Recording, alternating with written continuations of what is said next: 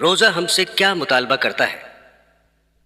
دوستو، بزرگوں اور عزیزان گرامی، کون مسلمان ایسا ہوگا جو رمضان کے مہینے کی عظمت اور برکت سے واقف نہ ہو؟ اللہ تعالیٰ نے یہ مہینہ اپنی عبادت کے لیے بنایا ہے، اور نہ معلوم کیا کیا رحمتیں اللہ تعالیٰ اس مہینے میں اپنے بندوں کی طرف مبذول فرماتے ہیں۔ ہم اور آپ ان رحمتوں کا تصور بھی نہیں کر سکتے۔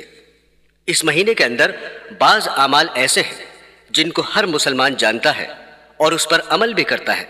مثلا اس ماہ میں روزے فرض ہیں۔ الحمدللہ مسلمانوں کو روزہ رکھنے کی توفیق ہو جاتی ہے، اور تراویح کے بارے میں معلوم ہے کہ یہ سنت ہے اور مسلمانوں کو اس میں شرکت کی سعادت حاصل ہو جاتی ہے۔ لیکن اس وقت ایک اور پہلو کی طرف توجہ دلانا چاہتا ہوں۔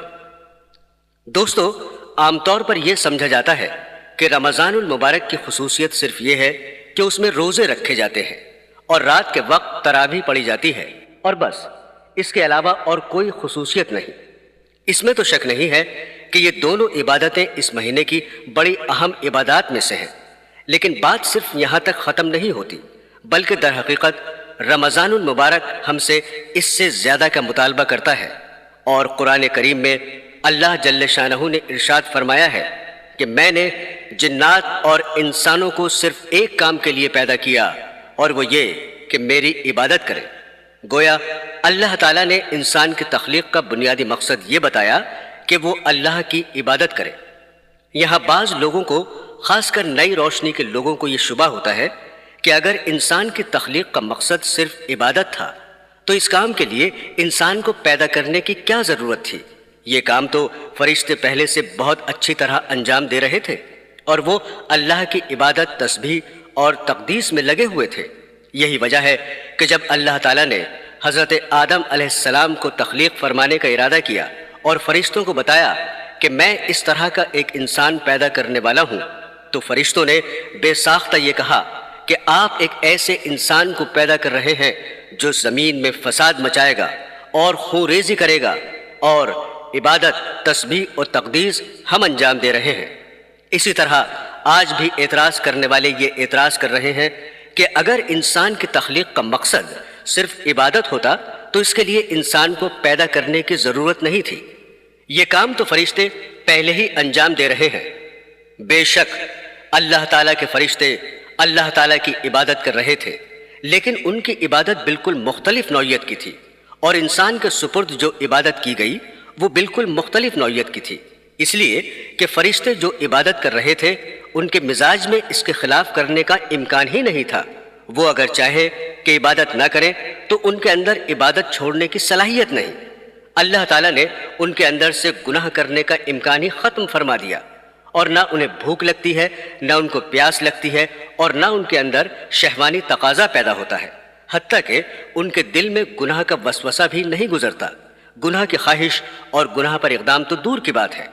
اس لیے اللہ تعالیٰ نے ان کی عبادت پر کوئی اجر و ثواب بھی نہیں رکھا، کیونکہ اگر فرشتے گناہ نہیں کر رہے ہیں تو اس میں ان کا کوئی کمال نہیں، اور جب کوئی کمال نہیں تو پھر جنت والا اجر و ثواب بھی مرتب نہیں ہوگا۔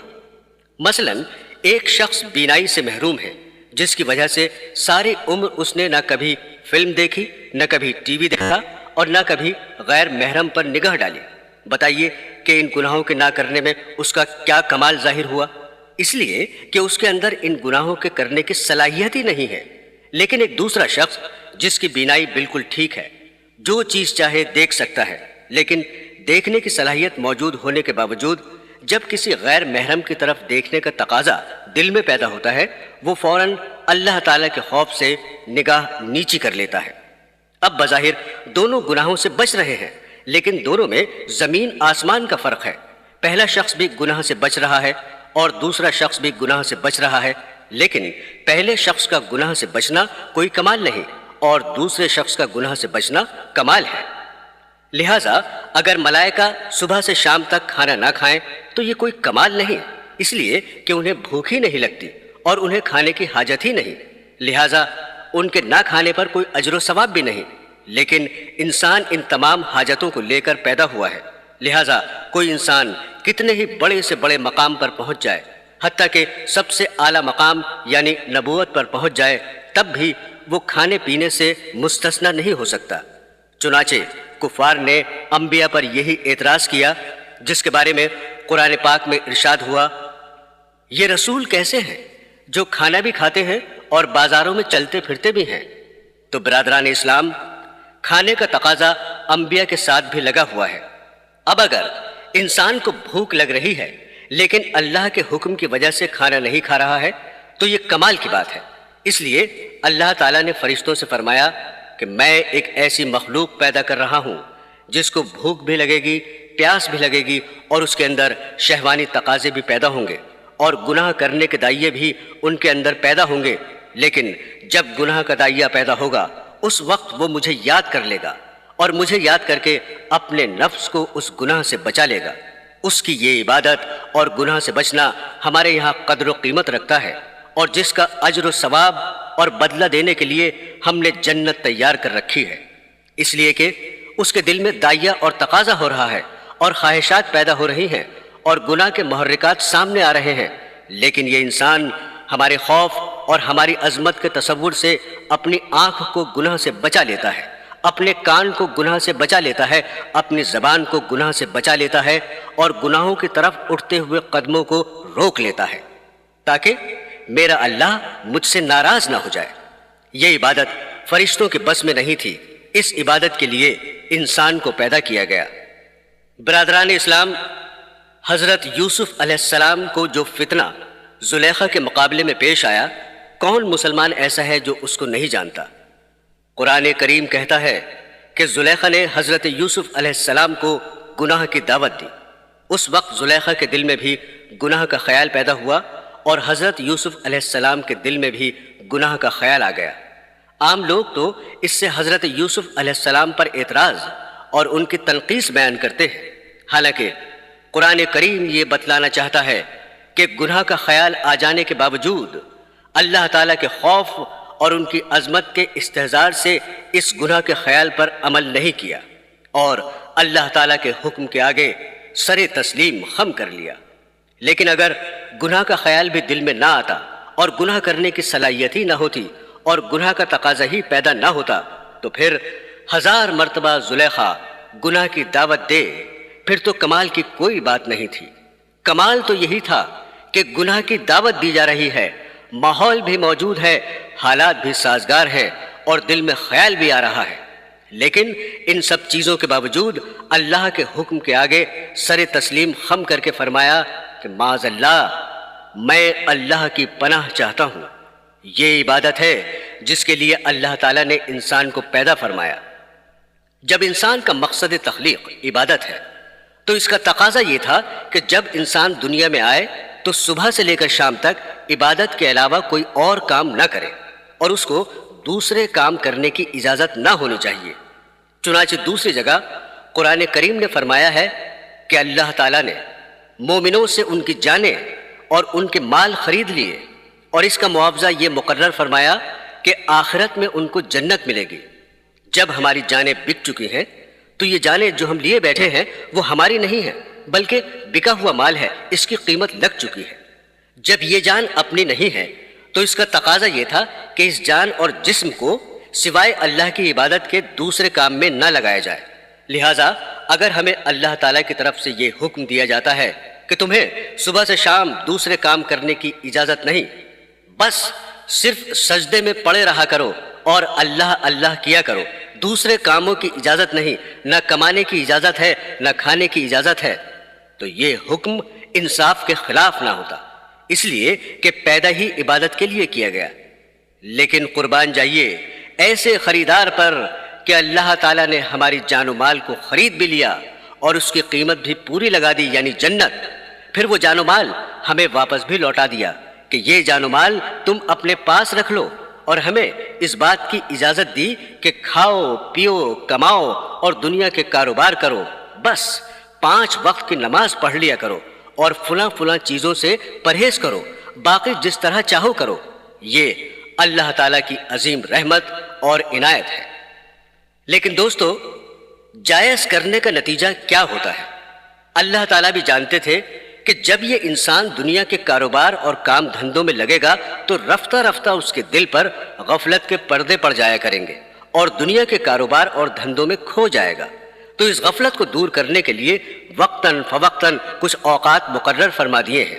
ان میں سے ایک رمضان المبارک کا مہینہ ہے، اس لیے کہ سال کے 11 مہینے تو آپ تجارت میں، زراعت میں، مزدوری میں اور دنیا کے کاروبار اور دھندوں میں کھانے کمانے اور ہنسنے بولنے میں لگے رہے، اور اس کے نتیجے میں دلوں پر غفلت کا پردہ پڑنے لگتا ہے۔ اس لیے ایک مہینہ اللہ تعالیٰ نے اس کام کے لیے مقرر فرما دیا کہ اس مہینے میں تم اپنے اصل مقصد تخلیق یعنی عبادت کی طرف لوٹ کر آؤ، جس کے لیے تمہیں دنیا میں بھیجا گیا اور جس کے لیے تمہیں پیدا کیا گیا۔ اس ماہ میں اللہ کی عبادت میں لگو اور 11 مہینے تک تم سے جو گناہ سرزد ہوئے ہیں ان کو بخشواؤ، اور دل کی صلاحیتوں پر جو میل آ چکا ہے اس کو دھلواؤ، اور دل میں جو غفلت کے پردے پڑ چکے ہیں ان کو اٹھواؤ۔ اس کام کے لیے ہم نے یہ مہینہ مقرر کیا ہے۔ ایک حدیث ہے، حضرت سلمان رضی اللہ تعالیٰ عنہ کہتے ہیں کہ نبی کریم صلی اللہ علیہ وسلم نے شعبان کی آخری تاریخ میں ہم لوگوں کو واعظ فرمایا کہ تمہارے اوپر ایک مہینہ آ رہا ہے جو بہت بڑا مہینہ ہے، بہت مبارک مہینہ ہے۔ اس میں ایک رات ہے شب قدر جو ہزاروں مہینوں سے بڑھ کر ہے۔ اللہ تعالیٰ نے اس کے روزے کو فرض فرمایا اور اس کے رات کے قیام یعنی تراویح کو ثواب کی چیز بنایا ہے۔ جو شخص اس مہینے میں کسی نیکی کے ساتھ اللہ کا قرب حاصل کرے ایسا ہے جیسا کہ غیر رمضان میں فرض ادا کیا، اور جو شخص اس مہینے میں کسی فرض کو ادا کرے وہ ایسا ہے جیسا کہ غیر رمضان میں 70 فرض ادا کرے۔ یہ مہینہ صبر کا ہے اور صبر کا بدلہ جنت ہے، اور یہ مہینہ لوگوں کے ساتھ غمخواری کرنے کا ہے۔ اس مہینے میں مومن کا رزق بڑھا دیا جاتا ہے۔ جو شخص کسی روزہ دار کا روزہ افطار کرائے اس کے لیے گناہوں کے معاف ہونے اور آگ سے خلاصی کا سبب ہوگا، اور روزہ دار کے ثواب کی مانند اس کو ثواب ہوگا، مگر اس روزہ دار کے ثواب سے کچھ کم نہیں کیا جائے گا۔ صحابہ نے عرض کیا، یا رسول اللہ، ہم میں سے ہر شخص تو اتنی وسعت نہیں رکھتا کہ روزہ دار کو افطار کرائے۔ تو آپ صلی اللہ علیہ وسلم نے فرمایا کہ پیٹ بھر کھلانے پر موقوف نہیں، یہ ثواب تو اللہ جل شانہ ایک کھجور سے کوئی افطار کرا دے یا ایک گھونٹ پلا دے یا ایک گھونٹ لسی پلا دے اس پر بھی مرحمت فرماتے ہیں۔ یہ ایسا مہینہ ہے کہ اس کا اول حصہ اللہ کی رحمت ہے، اور درمیانی حصہ مغفرت ہے، اور آخری حصہ آگ سے آزادی ہے۔ جو شخص اس مہینے میں ہلکا کر دے اپنے غلام و خادم کے بوجھ کو، حق تعالی جل شانہ اس کی مغفرت فرماتے ہیں اور آگ سے آزادی فرماتے ہیں۔ اور 4 چیزوں کی اس میں کثرت رکھا کرو، جن میں سے 2 چیزیں اللہ تعالیٰ کی رضا کے واسطے اور 2 چیزیں ایسی ہیں کہ جن سے تمہیں چارہ کار نہیں۔ پہلی 2 چیزیں جن سے تم اپنے رب کو راضی کرو وہ کلمہ طیبہ اور استغفار کی کثرت ہے، اور دوسری 2 چیزیں یہ ہیں کہ جنت کی طلب کرو اور آگ سے پناہ مانگو۔ جو شخص کسی روزہ دار کو پانی پلائے، حق تعالیٰ قیامت کے دن میری حوض سے اس کو ایسا پانی پلائیں گے جس کے بعد جنت میں داخل ہونے تک پیاس نہیں لگے گی۔ عزیزان گرامی، لفظ رمضان میم کے سکون کے ساتھ ہم غلط استعمال کرتے ہیں۔ صحیح لفظ رمضان میم کے زبر کے ساتھ ہے، اور رمضان کے لوگوں نے بہت سے معنی بیان کیے ہیں، لیکن اصل عربی زبان میں رمضان کے معنی ہیں جھلسا دینے والا اور جلا دینے والا۔ اور اس ماہ کا یہ نام اس لیے رکھا گیا کہ سب سے پہلے جب اس ماہ کا نام رکھا جا رہا تھا اس سال یہ مہینہ شدید جھلسا دینے والا گرمی میں آیا تھا، اس لیے لوگوں نے اس کا نام رمضان رکھ دیا۔ لیکن علماء نے فرمایا کہ اس ماہ کو رمضان اس لیے کہا جاتا ہے کہ اس مہینے میں اللہ تعالیٰ اپنی رحمت سے، اپنے فضل و کرم سے بندوں کے گناہوں کو جھلسا دیتے ہیں، جلا دیتے ہیں۔ اس مقصد کے لیے اللہ تعالیٰ نے یہ مہینہ مقرر فرمایا۔ 11 مہینے دنیاوی کاروبار، دنیاوی دھندوں میں لگے رہنے کے نتیجے میں غفلتیں دل پر چھا گئیں، اور اس عرصے میں جن گناہوں اور خطاؤں کا ارتکاب ہوا ان کو اللہ تعالیٰ کے حضور حاضر ہو کر انہیں بخشوا لو، اور غفلت کے پردوں کو دل سے اٹھا دو تاکہ زندگی کا ایک نیا دور شروع ہو جائے۔ اس لیے قرآن کریم نے فرمایا، کہ یہ روزے تم پر اس لیے فرض کیے گئے ہیں تاکہ تمہارے اندر تقوی پیدا ہو جائے۔ تو رمضان کے مہینے کا اصل مقصد یہ ہے کہ سال بھر کے گناہوں کو بخشوانا اور غفلت کے حجاب دل سے اٹھانا اور دلوں میں تقوی پیدا کرنا۔ جیسے کسی مشین کو جب کچھ عرصے استعمال کیا جائے تو اس کے بعد اس کی سروس کرانی پڑتی ہے، اس کی صفائی کرانی ہوتی ہے، اسی طرح اللہ تعالیٰ نے انسان کی سروس اور اوور ہالنگ کے لیے یہ رمضان المبارک کا مہینہ مقرر فرمایا تاکہ اس مہینے میں اپنی صفائی کراؤ اور اپنی زندگی کو ایک نئی شکل دو۔ عزیزان گرامی، صرف روزہ رکھنے اور تراویح پڑھنے کی حد تک بات ختم نہیں ہوتی، بلکہ اس مہینے کا تقاضا یہ ہے کہ انسان اپنے آپ کو اس مہینے میں دوسرے کاموں سے فارغ کر لے، اس لیے کہ 11 مہینے تک زندگی کے دوسرے کام دھندوں میں لگے رہے، لیکن یہ مہینہ انسان کے لیے اس کی اصل مقصد تخلیق کی طرف لوٹنے کا مہینہ ہے۔ اس لیے اس مہینے کے تمام اوقات، ورنہ کم از کم اکثر اوقات، یا جتنا زیادہ سے زیادہ ہو سکے اللہ کی عبادت میں صرف کرے، اور اس کے لیے انسان کو پہلے سے تیار ہونا چاہیے اور اس کا پہلے سے پروگرام بنانا چاہیے۔ آج کل عالم اسلام میں ایک بات چل پڑی ہے جس کی ابتدا عرب ممالک خاص کر مصر اور شام سے ہوئی اور پھر دوسرے ملکوں میں بھی رائج ہو گئی اور ہمارے یہاں بھی آ گئی ہے۔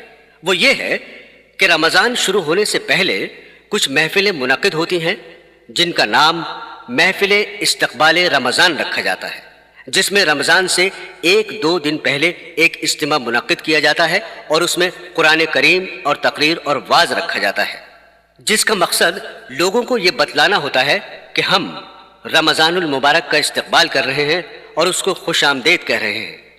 رمضان المبارک کے استقبال کا یہ جذبہ بہت اچھا ہے، لیکن یہی اچھا جذبہ جب آگے بڑھتا ہے تو کچھ عرصے کے بعد بدعت کی شکل اختیار کر لیتا ہے۔ چنانچہ بعض جگہوں پر اس استقبال کی محفل نے بدعت کی شکل اختیار کر لی، لیکن رمضان المبارک کا اصل استقبال یہ ہے کہ رمضان آنے سے پہلے اپنے نظام الاوقات بدل کر ایسا بنانے کی کوشش کرو کہ اس میں زیادہ سے زیادہ وقت اللہ جل شانہ کی عبادت میں صرف ہو۔ رمضان کا مہینہ آنے سے پہلے یہ سوچو کہ یہ مہینہ آ رہا ہے، کس طرح میں اپنی مصروفیات کو کم کر سکتا ہوں۔ اس مہینے میں اگر کوئی شخص اپنے آپ کو عبادت کے لیے فارغ کر لے تو سبحان اللہ، اور اگر کوئی شخص اپنے آپ کو فارغ نہیں کر سکتا تو پھر یہ دیکھیے کہ کون کون سے کام 1 ماہ کے لیے چھوڑ سکتا ہوں، ان کو چھوڑے، اور کن مصروفیات کو کم کر سکتا ہوں ان کو کم کرے، اور جن کاموں کو رمضان کے بعد ملتوی کر سکتا ہے ان کو ملتوی کرے، اور رمضان کے زیادہ سے زیادہ اوقات کو عبادت میں لگانے کی فکر کرے۔ دراصل استقبال رمضان کا صحیح طریقہ یہی ہے۔ اگر یہ کام کر لیا تو انشاءاللہ رمضان المبارک کی صحیح روح اور اس کے انوار و برکات حاصل ہوں گے، ورنہ یہ ہوگا کہ رمضان المبارک آئے گا، چلا جائے گا، اور اس سے صحیح طور پر فائدہ ہم نہیں اٹھا سکیں گے۔ عزیزان گرامی، جب رمضان المبارک کو دوسرے مشاغل سے فارغ کر لیا تو اب اس فارغ وقت کو کس طرح کام میں صرف کریں۔ جہاں تک روزوں کا تعلق ہے، ہر شخص جانتا ہے کہ روزہ رکھنا فرض ہے، اور جہاں تک تراویح کا معاملہ ہے اس سے بھی ہر شخص واقف ہے، لیکن ایک پہلو کی طرف خاص طور پر متوجہ کرنا چاہتا ہوں، وہ یہ کہ الحمدللہ جس شخص کے دل میں ذرہ برابر بھی ایمان ہے، اس کے دل میں رمضان المبارک کا ایک احترام اور اس کا تقدس ہوتا ہے، جس کی وجہ سے اس کی یہ کوشش ہوتی ہے کہ اس ماہ مبارک میں اللہ کی عبادت کچھ زیادہ کرے اور کچھ نوافل زیادہ پڑھے۔ جو لوگ عام دنوں میں 5 وقت کی نماز ادا کرنے کے لیے مسجد میں آنے سے کتراتے ہیں، وہ لوگ بھی تراویح جیسی لمبی نماز میں بھی روزانہ شریک ہوتے ہیں۔ یہ سب الحمدللہ اس ماہ کی برکت ہے کہ لوگ عبادت میں، نماز میں، ذکر و اذکار اور تلاوت قرآن میں مشغول ہوتے ہیں۔ نبی کریم صلی اللہ علیہ وسلم کا ارشاد ہے کہ رمضان المبارک کی ہر شب و روز میں اللہ کے یہاں سے جہنم کے قیدی چھوڑ دیے جاتے ہیں، اور ہر مسلمان کے لیے ہر شب و روز میں ایک دعا ضرور قبول ہوتی ہے۔ برادران اسلام، نفلی نمازوں، نفلی عبادات، نفلی ذکر و اذکار اور نفلی تلاوت قرآن کریم سے زیادہ مقدم ایک اور چیز ہے جس کی طرف توجہ نہیں جاتی ہے، وہ یہ ہے کہ اس مہینے کو گناہوں سے پاک کر کے گزارنا کہ اس ماہ میں ہم سے کوئی گناہ سرزد نہ ہو، اس مبارک مہینے میں آنکھ نہ بہکے، نظر غلط جگہ پر نہ پڑے، کان غلط چیزیں نہ سنے، زبان سے کوئی غلط کلمہ نہ نکلے، اور اللہ تبارک و تعالیٰ کی معصیت سے مکمل اجتناب ہو۔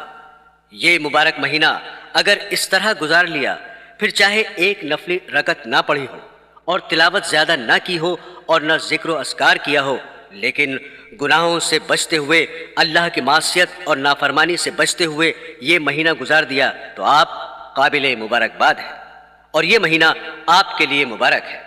11 مہینے تک ہر قسم کے کام میں مبتلا رہتے ہیں، اور یہ اللہ تبارک و تعالیٰ کا ایک مہینہ آ رہا ہے، کم از کم اس کو تو گناہوں سے پاک کر لو، اس میں تو اللہ تعالیٰ کی نافرمانی نہ کرو، اس میں تو کم از کم جھوٹ نہ بولو، اس میں تو غیبت نہ کرو، اس میں تو بدنگاہی کے اندر مبتلا نہ ہو، اس مبارک مہینے میں تو کانوں کا غلط استعمال نہ کرو، اس میں تو رشوت نہ کھاؤ، اس میں سود نہ کھاؤ، کم از کم ایک مہینہ اس طرح گزار لو۔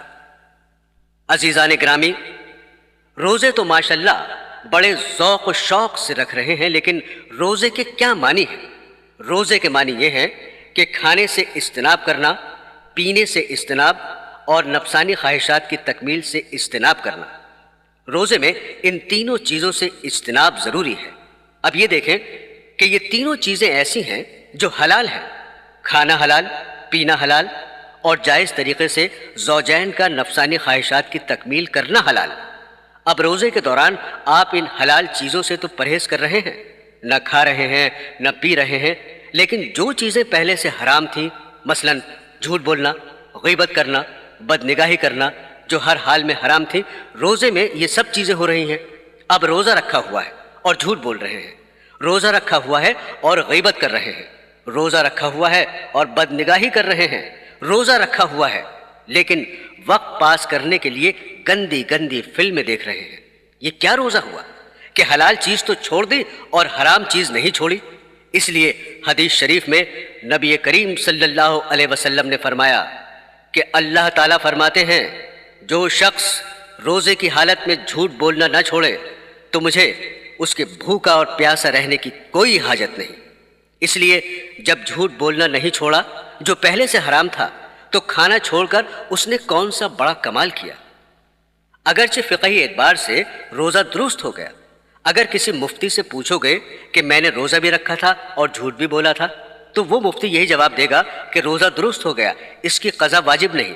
لیکن اس کی قضا واجب نہ ہونے کے باوجود اس روزے کا ثواب اور برکات ملیا میٹ ہو گئی، اس واسطے کہ تم نے اس روزے کی روح حاصل نہیں کی۔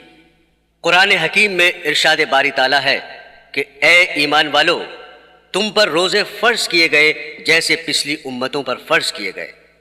کیوں روزے فرض کیے گئے؟ تاکہ تمہارے اندر تقویٰ پیدا ہو، یعنی روزہ اصل میں اس لیے تمہارے ذمے شروع کیا گیا تاکہ اس کے ذریعے تمہارے دل میں تقویٰ کی شمع روشن ہو۔ اب سنیے روزے سے تقویٰ کس طرح پیدا ہوتا ہے۔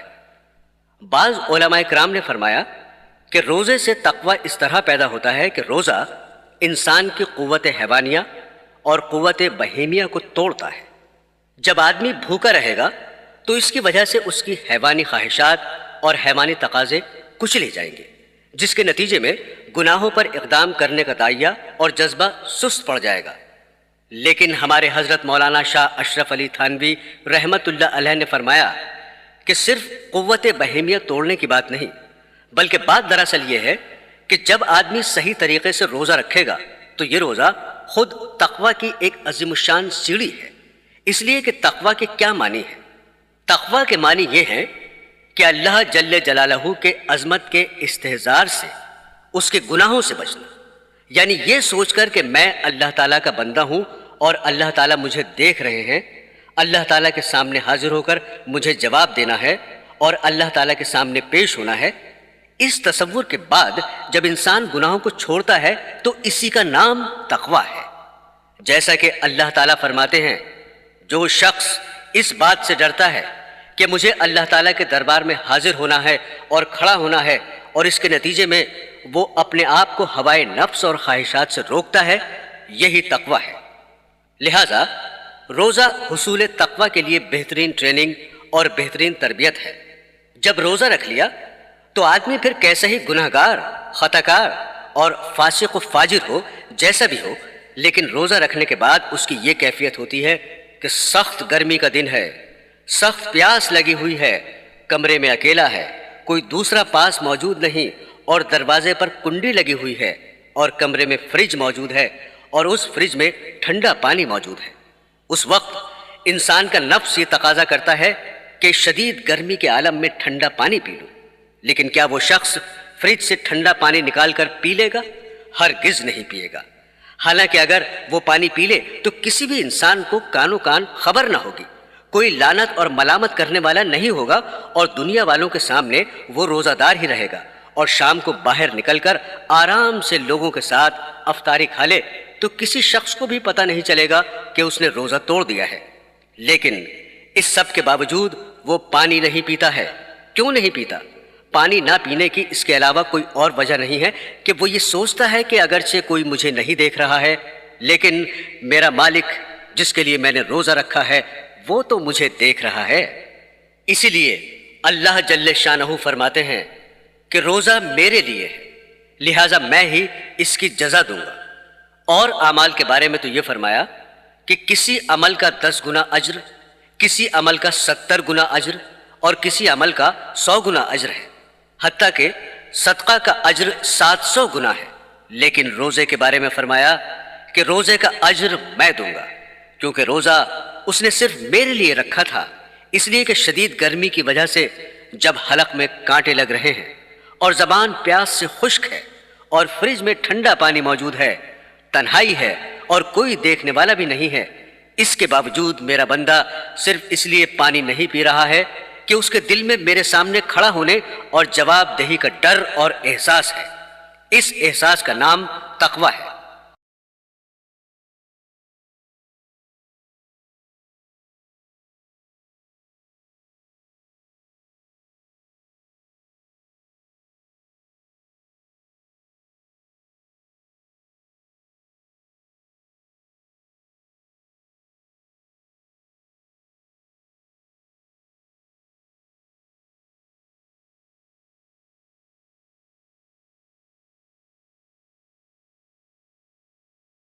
اگر یہ احساس پیدا ہو گیا تو تقویٰ بھی پیدا ہو گیا۔ لہٰذا تقویٰ روزے کی ایک شکل بھی ہے اور اس کے حصول کی ایک سیڑھی بھی ہے۔ اس لیے اللہ تعالیٰ نے فرمایا کہ ہم نے روزے اس لیے فرض کیے تاکہ تقویٰ کی عملی تربیت دے۔ لہٰذا جب تم روزے کے ذریعے یہ عملی تربیت حاصل کر رہے ہو تو پھر اس کو اور ترقی دو اور آگے بڑھاؤ۔ لہٰذا جس طرح روزے کی حالت میں شدت پیاس کے باوجود پانی پینے سے رک گئے تھے اور اللہ تعالیٰ کے خوف سے کھانا کھانے سے رک گئے تھے، اور اسی طرح جب کاروباری زندگی میں نکلو اور وہاں پر اللہ کی معصیت اور نافرمانی کا تقاضا اور داعیہ پیدا ہو تو یہاں بھی اللہ کے خوف سے اس معصیت سے رک جاؤ۔ لہٰذا 1 مہینے کے لیے ہم تمہیں ایک تربیتی کورس سے گزار رہے ہیں، اور یہ تربیتی کورس اس وقت مکمل ہوگا جب کاروباری زندگی میں ہر موقع پر اس پر عمل کرو، ورنہ اس طرح یہ تربیتی کورس مکمل نہیں ہوگا کہ اللہ کے خوف سے پانی پینے سے تو رک گئے اور جب کاروباری زندگی میں نکلے تو پھر آنکھ غلط جگہ پر پڑ رہی ہے، کان بھی غلط باتیں سن رہے ہیں، زبان سے بھی غلط باتیں نکل رہی ہیں۔ اس طرح تو یہ کورس مکمل نہیں ہوگا۔ عزیزان گرامی، جس طرح علاج ضروری ہے اسی طرح پرہیز بھی ضروری ہے۔ اللہ تعالیٰ نے روزہ اس لیے رکھوایا تاکہ تمہارے اندر تقویٰ پیدا ہو، لیکن تقویٰ اس وقت پیدا ہوگا جب اللہ کی نافرمانیوں اور معصیتوں سے پرہیز کرو گے۔ مثلا کمرے کو ٹھنڈا کرنے کے لیے آپ نے اس میں ایئر کنڈیشن لگایا، اور ایئر کنڈیشن کا تقاضا یہ ہے کہ وہ پورے کمرے کو ٹھنڈا کر دے۔ اب آپ نے اس کو آن کر دیا، لیکن ساتھ ہی اس کمرے کی کھڑکیاں اور دروازے کھول دیے۔ ادھر سے ٹھنڈک آ رہی ہے اور ادھر سے نکل رہی ہے، لہٰذا کمرہ ٹھنڈا نہیں ہوگا۔ بالکل اسی طرح یہ سوچئے کہ روزہ کا ایئر کنڈیشن تو آپ نے لگا دیا، لیکن ساتھ ہی دوسری طرف اللہ کی نافرمانی اور معصیتوں کے دروازے اور کھڑکیاں کھول دی۔ اب بتائیے ایسے دروازے سے کوئی فائدہ حاصل ہوگا؟ اسی طرح روزے کے اندر یہ حکمت کہ اس کا مقصد قوت بہیمیہ توڑنا ہے، یہ بات کی حکمت ہے۔ اصل مقصد یہ ہے کہ ان کے حکم کی اتباع ہو، اور سارے دین کا دار و مدار اللہ اور اللہ کے رسول کے حکم کی اتباع ہے۔ وہ جب کہیں کہ کھاؤ اس وقت کھانا دین ہے، اور جب وہ کہیں کہ مت کھاؤ اس وقت نہ کھانا دین ہے۔ اللہ تعالیٰ نے اپنی اطاعت اور اپنی اتباع کا عجیب نظام بنایا ہے کہ سارا دن تو روزہ رکھنے کا حکم دیا اور اس پر بڑا اجر و ثواب رکھا، لیکن ادھر آفتاب غروب ہوا، ادھر یہ حکم آ گیا کہ اب جلدی افطار کرو، کیونکہ بلا وجہ افطار میں تاخیر کرنا مکروہ اور ناپسندیدہ ہے۔ کیوں ناپسندیدہ ہے؟ اس لیے کہ جب آفتاب غروب ہو گیا تو اب ہمارا یہ حکم آ گیا کہ اب بھی اگر نہیں کھاؤ گے اور بھوکے رہو گے تو یہ بھوک کی حالت ہمیں پسند نہیں، اس لیے کہ اصل کام ہماری اتباع کرنا ہے، اپنا شوق پورا نہیں کرنا ہے۔ دوستو، عام حالات میں دنیا کی کسی چیز کی حرص اور ہوس بہت بری چیز ہے، لیکن جب وہ کہیں کہ حرص کرو تو پھر حرص ہی میں لطف اور مزہ ہے۔ کسی نے کیا خوب کہا ہے، جب سلطان دین یہ چاہ رہے ہیں کہ میں حرص اور طمع کروں تو پھر قناعت کے سر پر خاک، پھر قناعت میں مزہ نہیں ہے، پھر تو طمع اور حرص میں مزہ ہے۔ یہ افطار میں جلدی کرنے کا حکم اسی وجہ سے ہے۔ غروب آفتاب سے پہلے تو یہ حکم تھا ایک ذرہ بھی اگر منہ میں چلا گیا تو گناہ بھی لازم اور کفارہ بھی لازم۔ مثلا 7 بجے آفتاب غروب ہو رہا تھا، اب اگر کسی شخص نے 6:59 پر ایک چنے کا دانہ کھا لیا، اب بتائیے کہ روزے میں کتنی کمی آئی؟ صرف 1 منٹ کی کمی آئی، 1 منٹ کا روزہ توڑا، لیکن اس 1 منٹ کے روزے کے کفارے میں 60 دن کے روزے رکھنے واجب ہیں۔ اس لیے کہ بات صرف ایک چنے اور 1 منٹ کی نہیں ہے، بات دراصل یہ ہے کہ اس نے ہمارا حکم توڑا۔ ہمارا حکم یہ تھا کہ جب تک آفتاب غروب نہ ہو جائے اس وقت تک کھانا جائز نہیں، لیکن تم نے یہ حکم توڑ دیا، لہٰذا اب 1 منٹ کے بدلے میں 60 دن کے روزے رکھو۔ اور پھر جیسے ہی آفتاب غروب ہو گیا تو یہ حکم آ گیا اب جلدی کھاؤ، اگر بلا وجہ تاخیر کر دی تو گناہ ہوگا۔ کیوں؟ اس واسطے کہ ہم نے حکم دیا تھا کہ کھاؤ، اب کھانا ضروری ہے۔ لیکن میرے عزیزو، سحری کے بارے میں حکم یہ ہے کہ سحری تاخیر سے کھانا افضل ہے، جلدی کھانا خلاف سنت ہے۔ بعض لوگ رات کو 12 بجے سحری کھا کر سو جاتے ہیں، یہ خلاف سنت ہے۔ چنانچہ صحابہ کرام کا بھی یہی معمول تھا کہ بالکل آخری وقت تک کھاتے رہتے تھے، اس واسطے کہ یہ وہ وقت ہے جس میں اللہ تعالیٰ کی طرف سے نہ صرف یہ کہ کھانے کی اجازت ہے بلکہ کھانے کا حکم ہے۔ اس لیے جب تک وہ وقت باقی رہے گا ہم کھاتے رہیں گے، کیونکہ اللہ تعالیٰ کے حکم کی اتباع اور اطاعت اسی میں ہے۔ اب اگر کوئی شخص پہلے سحری کھا لے تو گویا کہ اس نے روزے کے وقت میں اپنی طرف سے اضافہ کر دیا، اس لیے پہلے سے سحری کھانے کو ممنوع قرار دیا گیا۔ پورے دین میں سارا کھیل اتباع کا ہے۔ جب ہم نے کہا کہ کھاؤ تو کھانا ثواب ہے، اور جب ہم نے کہا کہ مت کھاؤ تو نہ کھانا ثواب ہے۔ اس لیے حضرت حکیم الامت رحمت اللہ علیہ فرمایا کرتے تھے کہ جب اللہ میاں کہہ رہے ہیں کہ کھاؤ اور بندہ کہے میں تو نہیں کھاتا یا میں کم کھاتا ہوں، یہ تو بندگی اور اطاعت نہ ہوئی۔ ارے بھائی، نہ تو کھانے میں کچھ رکھا ہے اور نہ ہی نہ کھانے میں کچھ رکھا ہے، سب کچھ ان کی اطاعت میں ہے۔ اس لیے جب انہوں نے کہہ دیا کہ کھاؤ تو پھر کھاؤ، اس میں اپنی طرف سے زیادہ پابندی کرنے کی ضرورت نہیں ہے۔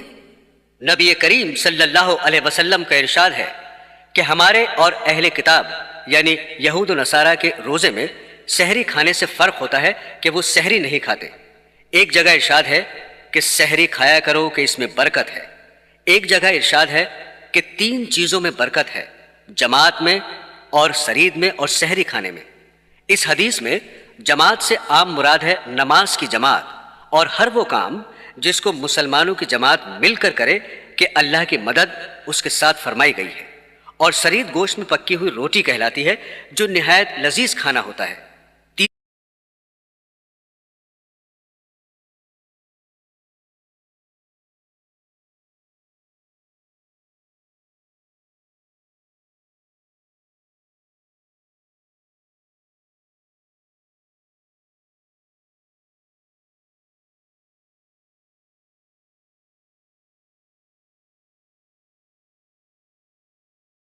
تیسرے، سحری۔ نبی کریم صلی اللہ علیہ وسلم جب کسی صحابی کو اپنے ساتھ سحر کھلانے کے لیے بلاتے تو ارشاد فرماتے کہ آؤ برکت کا کھانا کھا لو۔ ایک اور حدیث میں ارشاد ہے کہ سحری کھا کر روزے پر قوت حاصل کرو اور دوپہر کو سو کر آخر شب کے اٹھنے پر مدد چاہا کرو۔ برادران اسلام، اہتمام کرنے کی چیز یہ ہے کہ جب روزہ رکھ لیا تو اب اپنے آپ کو گناہوں سے بچاؤ، آنکھوں کو بچاؤ، کانوں کو بچاؤ، زبانوں کو بچاؤ۔ ایک رمضان کے موقع پر ایک بزرگ دین نے فرمایا کہ میں ایک ایسی بات کہتا ہوں جو کوئی اور نہیں کہے گا، وہ یہ کہ اپنے نفس کو اس طرح بہلاؤ اور اس سے عہد کر لو کہ 1 مہینہ بغیر گناہ کے گزار لو۔ جب یہ 1 مہینہ گزر جائے تو پھر تیرا جو جی چاہے کرنا۔ چنانچہ فرماتے ہیں کہ اللہ تعالیٰ کی رحمت سے امید ہے کہ جب یہ 1 مہینہ بغیر گناہ کے گزر جائے گا تو پھر اللہ تعالیٰ خود اس کے دل میں گناہ چھوڑنے کا داعیہ پیدا فرما دیں گے۔ لیکن یہ عہد کر لو کہ یہ اللہ کا مہینہ آ رہا ہے، یہ عبادت کا مہینہ ہے، یہ تقوی پیدا کرنے کا مہینہ ہے، ہم اس میں گناہ نہیں کریں گے، اور ہر شخص اپنے گریبان میں منہ ڈال کر دیکھے کہ وہ کن گناہوں میں مبتلا ہے، پھر ان سب کے بارے میں یہ عہد کر لے کہ میں ان میں مبتلا نہیں ہوں گا۔ مثلا یہ عہد کر لے کہ رمضان المبارک میں آنکھ غلط جگہ پر نہیں اٹھے گی، کان غلط بات نہیں سنیں گے، زبان سے غلط بات نہیں نکلے گی۔ یہ تو کوئی بات نہ ہوئی کہ روزہ بھی رکھا ہوا ہے اور فواحشات کو آنکھ سے دیکھ رہے ہیں اور اس سے لطف اندوز ہو رہے ہیں۔ دوسری اہم بات جو وہ حضرت رحمت اللہ علیہ فرماتے تھے کہ کم از کم اس 1 مہینے میں تو رزق حلال کا اہتمام کر لو، جو لقمہ آئے وہ حلال کا آئے، کہیں ایسا نہ ہو کہ روزہ تو اللہ کے لیے رکھا اور اس کو حرام چیز سے افطار کر رہے ہیں، سود پر افطار ہو رہا ہے یا رشوت پر افطار ہو رہا ہے یا حرام آمدنی پر افطار ہو رہا ہے۔ یہ کیسا روزہ ہوا کہ سحری بھی حرام اور افطاری بھی حرام اور درمیان میں روزہ؟ اس لیے خاص طور پر اس مہینے میں حرام روزی سے بچو اور اللہ تبارک و تعالیٰ سے مانگو کہ یا اللہ میں رزق حلال کھانا چاہتا ہوں، مجھے رزق حرام سے بچا لیجئے۔ بعض حضرات وہ ہیں جن کا بنیادی ذریعہ معاش الحمدللہ حرام نہیں ہے بلکہ حلال ہے، البتہ اہتمام نہ ہونے کی وجہ سے کچھ حرام آمدنی کی آمیزش ہو جاتی ہے۔ ایسے حضرات کے لیے حرام سے بچنا کوئی دشوار کام نہیں ہے، وہ کم از کم اس مہینے میں تھوڑا سا اہتمام کر لیں اور حرام آمدنی سے بچیں۔ یہ عجیب قصہ ہے کہ اس ماہ کے لیے تو اللہ تعالیٰ نے فرمایا تھا کہ یہ صبر کا مہینہ ہے، یہ غم خواری کا مہینہ ہے، ایک دوسرے سے ہمدردی کا مہینہ ہے، لیکن اس ماہ میں لوگ الٹا کھال کھینچنے کی فکر کرتے ہیں۔ ادھر رمضان المبارک کا مہینہ آیا اور ادھر چیزوں کی ذخیرہ اندوزی شروع کر دی، لہٰذا کم از کم اس مہینے میں اپنے آپ کو ایسے حرام کاموں سے بچاؤ۔ بعض حضرات وہ ہیں جن کا ذریعہ آمدنی مکمل طور پر حرام ہے، مثلا وہ کسی سودی ادارے میں ملازم ہے۔ ایسے حضرات اس ماہ میں کیا کریں؟ ایسے آدمی کو جس کی مکمل آمدنی حرام ہے اگر ہو سکے تو رمضان میں چھٹی لے لے اور کم از کم اس ماہ کے خرچ کے لیے جائز اور حلال ذریعے سے انتظام کر لے۔ کوئی جائز آمدنی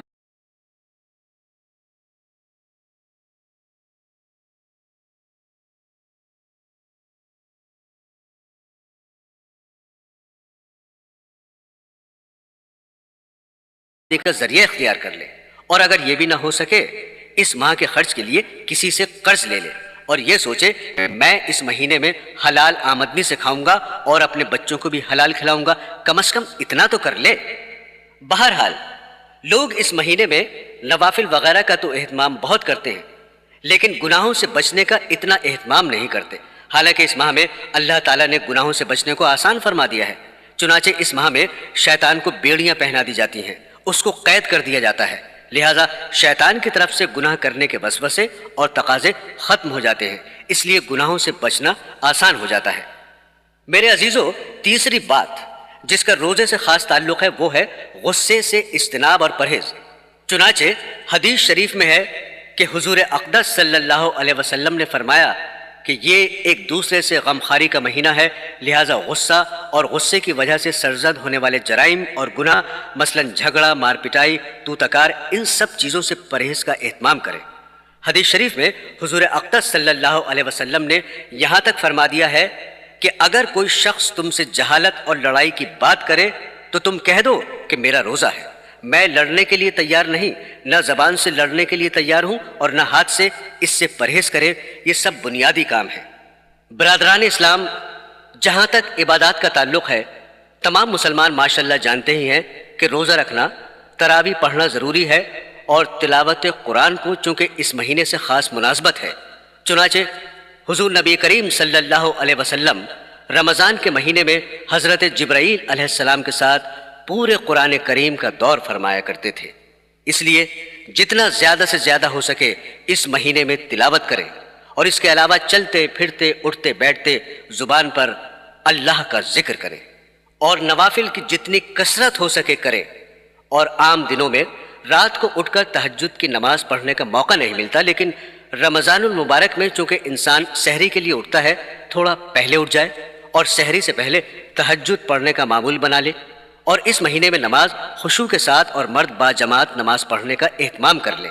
یہ سب کام تو اس ماہ میں کرنے ہی چاہیے، یہ رمضان المبارک کی خصوصیات میں سے ہیں، لیکن ان سب چیزوں سے زیادہ اہم گناہوں سے بچنے کی فکر ہے۔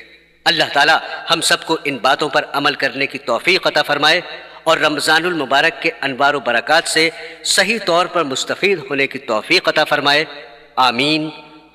ہم مدینے میں تنہا نکل جائیں گے، اور گلیوں میں قصداً بھٹک جائیں گے، ہم وہاں جا کے واپس نہیں آئیں گے، ڈھونڈتے ڈھونڈتے لوگ تھک جائیں گے، جیسے ہی سبز گنبد نظر آئے گا، بندگی بدل جائے گا۔